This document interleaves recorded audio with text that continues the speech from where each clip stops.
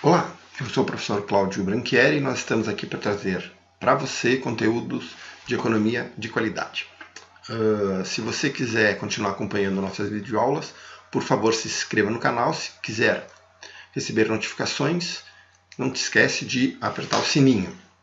E se você gostar desse vídeo, por favor, deixe seu like. Bom, a nossa aula de hoje é sobre elasticidade e preço da demanda. Na aula passada, a gente viu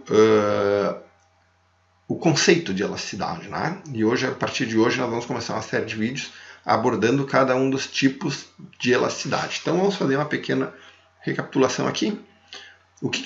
Vamos fazer uma pequena recapitulação aqui.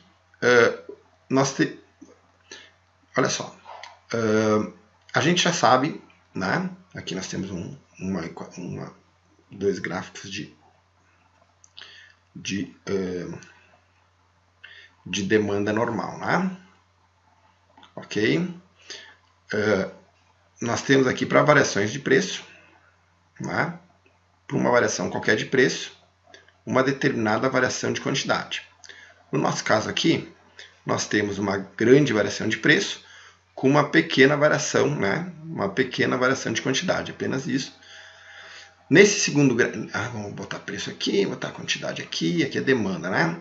Já aqui, se nós tivermos a mesma variação de preço, nós teremos uma grande variação na quantidade, né? Para a mesma variação de preço. Ou seja, quando a gente diz que reduções de preços aumentam a quantidade demandada, a verdade é que dependendo do produto, né, a resposta a esta variação de preço, a resposta da quantidade demandada à variação de preço, ela é diferente. Né? A diferença da resposta a variações de preço nós chamamos de elasticidade preço da demanda, certo? Então, vamos lá. Aqui, ó. A elasticidade de preço da demanda é a variação percentual na quantidade demandada dada a variação percentual no preço do bem, mantendo todo o mais constante, ou seja, ceteris paribus. Ok?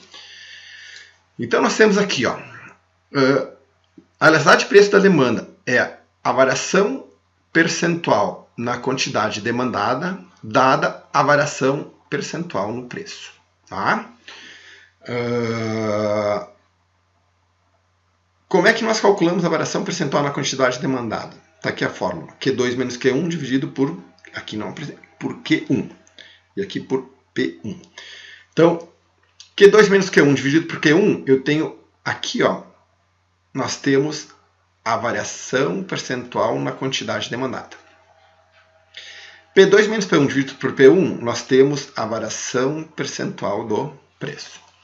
Então, a elasticidade de preço da demanda, ela mede a variação percentual na quantidade demandada dividido pela variação percentual no preço. Ok? Gravem bem isso, porque depois a gente vai para a classificação da elasticidade de preço da demanda e nós vamos ver a que isso se refere. Vamos fazer um exemplo simples aqui, né? Então, nós temos aqui que a elasticidade de preço da demanda, colchete, né? Ou seja, é número absoluto, depois a gente vai ver por quê, é igual a variação percentual na quantidade dividido pela variação percentual no preço. Né? Q2 menos Q1 dividido por Q1, tudo isso dividido por P2 menos P1 dividido por P1. No nosso exemplo aqui, o preço do leite sai de 1 para 1,10, ou seja, P2 é 1,10. 1,10 é P2 menos P1, que é 1, dividido por P1, que é 1. Tá? Então, suponha que o aumento no preço do litro de leite de 1 para 1,10 provoque uma queda no consumo de leite de 30 para 24. Ou seja, 30 é Q1, 24 é Q2. Então, nós temos Q2, 24, menos 30 Q1, dividido por 30, que é Q1. Nós temos 24 menos 30, que dá menos 6, que dividido por 30 dá 0,2. Tudo isso dividido por 1,10 menos 1, que dá 0,10, dividido por 1, 0,10.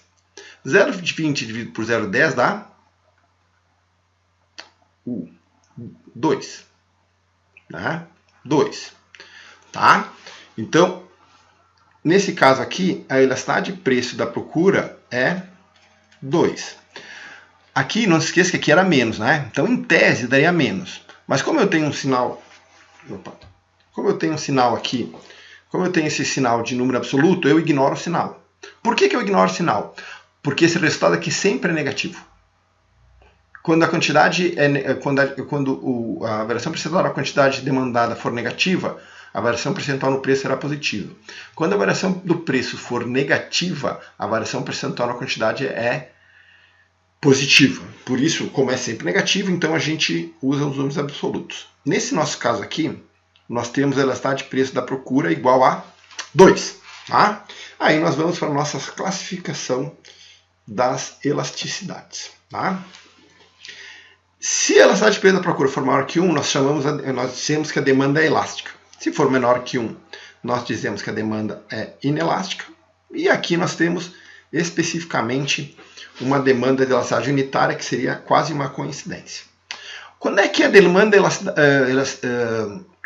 elasticidade de preço da demanda é maior que 1? Olha só, a nossa fórmula diz que a elasticidade de preço da demanda é a variação percentual na quantidade dividido pela variação percentual no preço. Ora, se a variação percentual na quantidade for maior que a variação percentual no preço, certo? Nós temos necessariamente isso aqui maior que 1.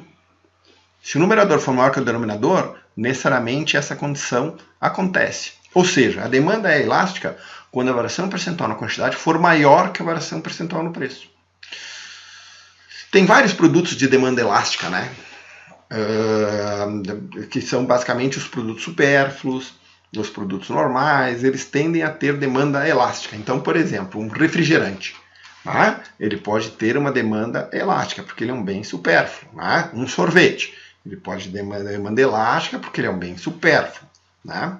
Já a demanda inelástica, ela necessariamente vai acontecer quando a variação percentual na quantidade for menor que a variação percentual no preço, certo? Aí eu terei necessariamente, como o numerador vai ser menor que o denominador, eu terei uma elasticidade de preço da demanda menor que 1, né? E aí nós chamamos isso de demanda inelástica. Quais bens basicamente têm demanda inelástica? Tem uma série de bens, mas vamos pegar um exemplo fácil de entender. Remédios. Remédios têm demanda altamente inelástica. Tá? Então, ou seja, mesmo quando o remédio aumenta 20%, a demanda não cai 20%, porque as pessoas precisam daquilo, né, como um tratamento. Né? As drogas, uma cocaína, por exemplo, eu gosto de usar um exemplo extremo. Assim. Cocaína, ela tem demanda inelástica, né? Onde o indivíduo que é viciado na droga, ele tem pouca sensibilidade à variação de preço, exatamente porque ele precisa dela. Né? Então, obviamente, se você for um consumidor, você quer bens com demanda elástica, ou seja, aqui o poder está com o consumidor. Se você for um produtor, você quer produzir bens de demanda inelástica, porque você determina o preço com mais facilidade. Tá? O que determina se um bem tem demanda mais ou menos elástica? Tá? Isso que é importante a gente entender. Bom, para a gente entender o que torna um bem mais ou menos elástico, nós precisamos entender os determinantes da elasticidade da demanda. E são basicamente 4. Tá? Disponibilidade de bens substitutos. Por exemplo, água. Qual é o bem substituto da água? Não tem. Tá? Então a água é um bem de primeira necessidade, sem substitutos, ou seja, é um bem altamente inelástico. A demanda por água não cai na mesma proporção que os preços aumentam. Né? A mesma coisa com a energia elétrica, ou um remédio para uma doença específica. Se não há bem substituto, quanto maior a quantidade de bens substitutos, mais elástica é. Quanto menos bens substitutos, mais inelástica é. Ok?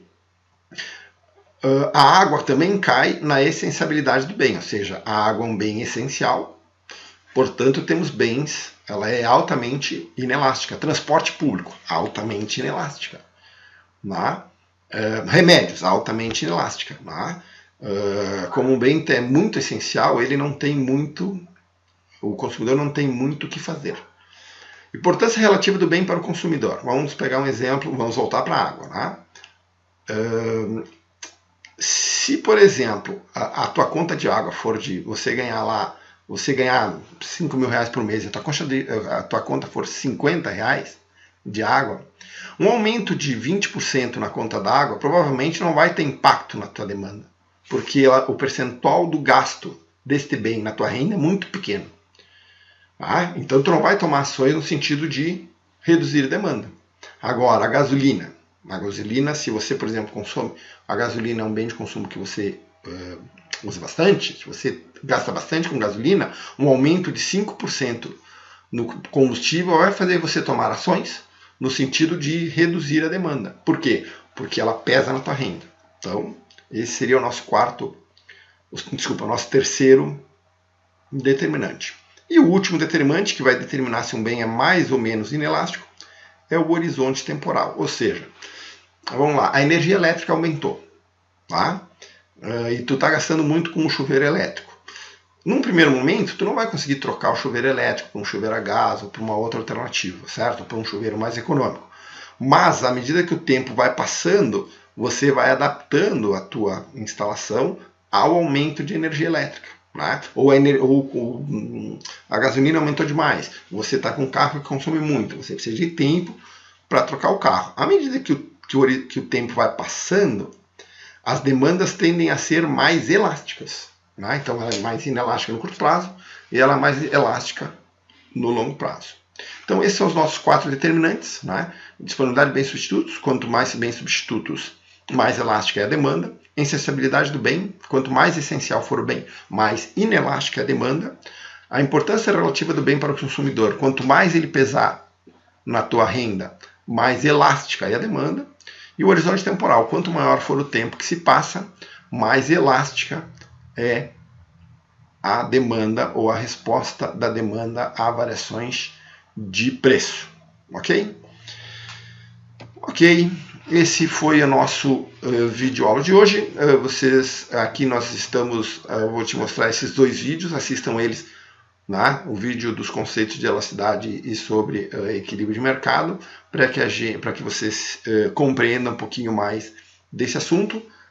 Deixe seu like aqui embaixo, certo? Se inscreva no canal e até a próxima vídeo aula. Até mais!